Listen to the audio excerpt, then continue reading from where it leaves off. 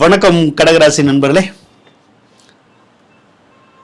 2026 மே மாதம் 26 குரு பயிற்சி வரப்போகுதுங்க. இந்த குரு பயிற்சியினால உங்களுக்கு எந்த மாதிரியான பலன்கள் கிடைக்கும் அப்படிங்கிறத பார்ப்போம். குரு பகவான் உங்களுடைய ராசிக்கு 6, 9 ராசி இந்த 3 இடங்களுக்கும் சம்பந்தப்பட்டிருக்கனால இந்த 3 இடத்துக்கான பலன்களையுமே கொடுப்பார்.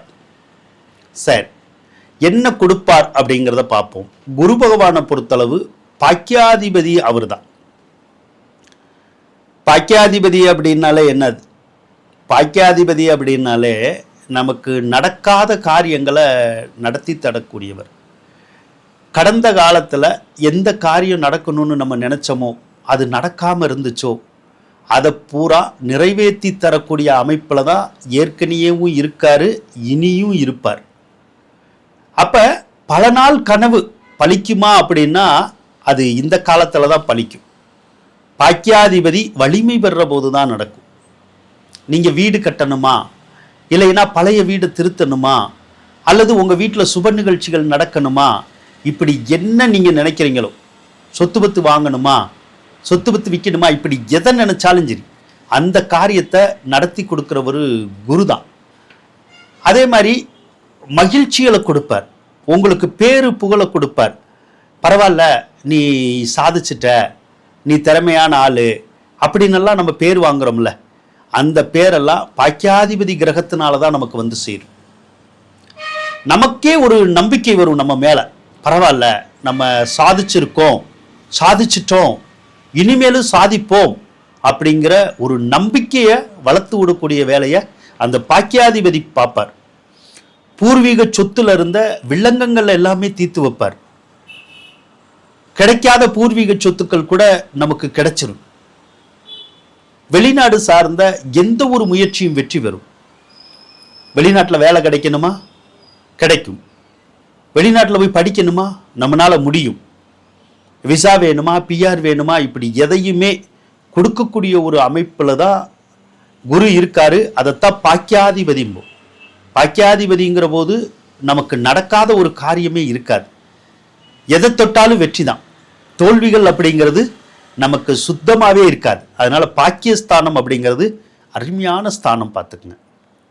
இதில் என்ன அப்படின்னா, அவர் 6வது இடத்துக்கும் வேலை செய்வார். 6வது இடத்துக்கு வேலை செய்கிற போது குரு பகவானை பொறுத்தளவுக்கு 6ஆம் இடம் வலிமை பெற்றாலே சுப கடன்கள் உருவாகுங்கிறது விதி. சுப கடன்கள் அப்படின்னா என்னது? வீடு கட்டுறதுக்காக செலவு பண்ணுறது, வாகனம் வாங்கிறதுக்காக செலவு பண்ணுறது, அல்லது வீடு கட்டுறமோ வாங்குறோமோ, சொத்து பத்து வாங்குறோமோ, நம்ம வீட்டில் ஏதாவது ஒரு விசேஷம் நடக்குதோ, இதுக்கெல்லாம் நம்ம செலவு பண்ணுறோம்ல, இதை தான் சுப செலவுன்னு சொல்கிறோம். இதனால வர்ற கடனை தான் சுப கடன் அப்படிங்கிறோம். அதாவது தேவையில்லாமல் போய் நம்ம எங்கேயாவது காசு பணத்தை எதிரியாவது இழந்துட்டு வர்றது அது வேற. அது தேவையில்லாத கடன்.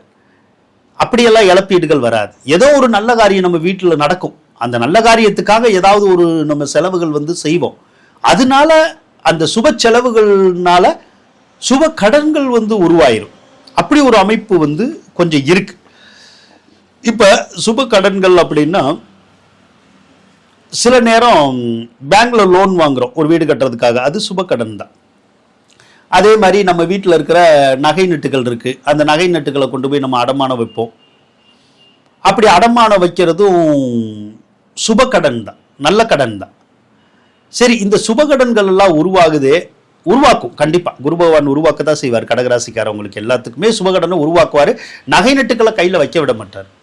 ஏதாவது ஒரு வகையில் அடமானம் வைக்கிற மாதிரி ஏற்கனவே செஞ்சிருந்திருப்பார். இன்னி வர்ற போது கூட அந்த நகை நட்டுக்களை கையில் வைக்க விட மாட்டார். ஏதாவது ஒரு காரணமாக அடகு வைக்கிற மாதிரி செய்யக்கூடிய ஒரு அமைப்பு இருக்கு. அதே மாதிரி கடனே வாங்காதவங்க கூட இப்போ கடன் வாங்குற மாதிரியான ஒரு சூழ்நிலைகள் கூட இருக்கும். ஆனால் கடன் வாங்கினாலும் நம்மளால் கட்ட முடியும். ஏன்னா அந்த கடன்கள் எல்லாம் சுப கடன்கள் தான். நமக்கு தொந்தரவு செய்யாத கடன்கள் இந்த கடன்கள் எல்லாம். அதனால கடன்கள் அப்படின்னாலே பயப்படக்கூடாது. பயப்படுறதுக்கு ஒன்றுமே இல்லை. ஏன்னா நம்மளை கெடுக்கக்கூடிய ஒரு கடன் அப்படின்னா தான், நம்மளை துன்புறுத்தக்கூடிய ஒரு கடன்னா தான் பயப்படணும். இந்த கடன் அப்படிங்கிறது சுபகடன் அப்படிங்கிறனால நம்மளை பயமுறுத்தாது, தொந்தரவு செய்யாது, அதனால ஒரு தாக்கம் இருக்காது நமக்கு. அடுத்து குரு பகவான் ஜென்ம ராசியில இருக்கிறது, அது உச்சமா இருக்கிறது. இது என்ன பண்ணும் அப்படின்னு கேட்டீங்கன்னா, ஜென்ம குரு ஆட்டம் போடுமா அப்படின்னு கேட்டா கண்டிப்பா சில நிகழ்ச்சிகள்ல ஆட்டம் போடதான் செய்யும். நாம கொஞ்சம் அடங்கி போற மாதிரி தான் இருக்கு. ஏன்னா ஜென்ம குரு அப்படிங்கிறது ரொம்பவே ஆட்டம் போடும். சில நேரத்தில் நமக்கே ஒரு மாதிரி ஷாக்கான மாதிரிலாம் கூட இருக்கும். அந்த குரு பகவானை பார்த்து என்னடா இவர் இப்படியெல்லாம் செய்கிறாரேன்னு, குரு கூடவா இப்படியெல்லாம் செய்வார் அப்படிங்கிற மாதிரிலாம் நமக்கு தோணும். ஏன்னா குரு ரொம்ப நல்ல கிரகம், சுபகிரகம். அதுவே இப்படி நமக்கு செய்தா அப்படிங்கிற மாதிரிலாம் கூட ஒரு சில நேரத்தில் டவுட் வரதா செய்யும். எந்த கிரகமாக இருந்தாலும் செய்யுங்க. ஒரு பாம்பே இருக்குது, ஒரு ஆடு மாடே இருக்குது, நம்ம அடித்தா அது சும்மாவா இருக்கும், நம்மளை எதிர்த்துக்கிட்டு வரும்ல, அப்படிதான் குரு பகவான் கூட. சரி, என்ன செய்வார்? ஜென்மகுரு அப்படிங்கிறது வனவாசம் அப்படின்னு நம்ம சொல்லுவோம். வனவாசம் அப்படிங்கிறது என்ன அப்படின்னு கேட்டிங்கன்னா, ஒருத்தரை ஊர் விட்டு ஊர் போக வைக்கும்.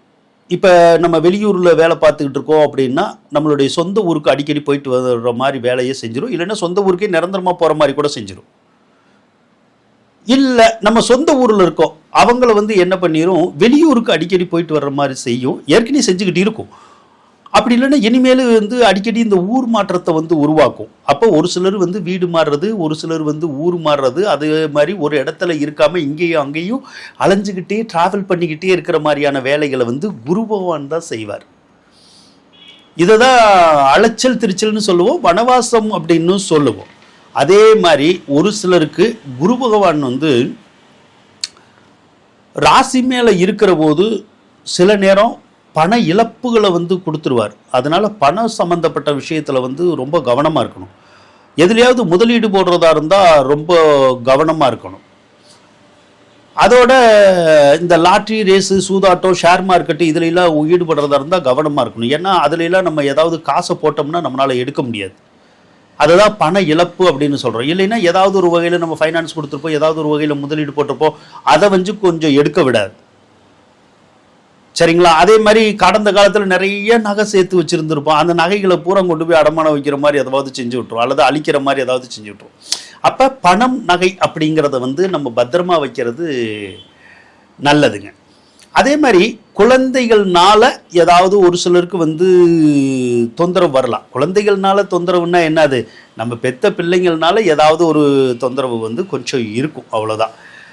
அதே மாதிரி ஒரு சிலருக்கு இந்த வேலை மாற்றம் இருக்குல்ல, அந்த மாதிரி வேலை மாற்றம் வரும். அதே மாதிரி ஒரு சில பிள்ளைங்க ஸ்கூலில் படிச்சுக்கிட்டு இருந்தால், காலேஜில் படிச்சுக்கிட்டு இருந்தால் கொஞ்சம் கவனமாக இருக்கணும். ஏன்னா நமக்கு படிப்பு கொஞ்சம் செதறும். ஜென்ம ராசியில் குரு இருக்கிற போது குழப்பம் உருவாகும், நிறைய குழப்பம் இருக்கும்.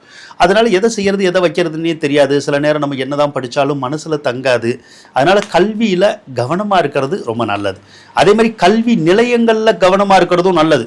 எதையாவது ஒரு சேட்டை பண்ணி விட்டுட்டு அப்புறம் அப்பா அம்மாவை கூட்டிகிட்டு வரணும்னு சொல்லி ஸ்கூலில் சொல்லிடுவாங்க, இல்லைன்னா காலேஜில் சொல்லிடுவாங்க.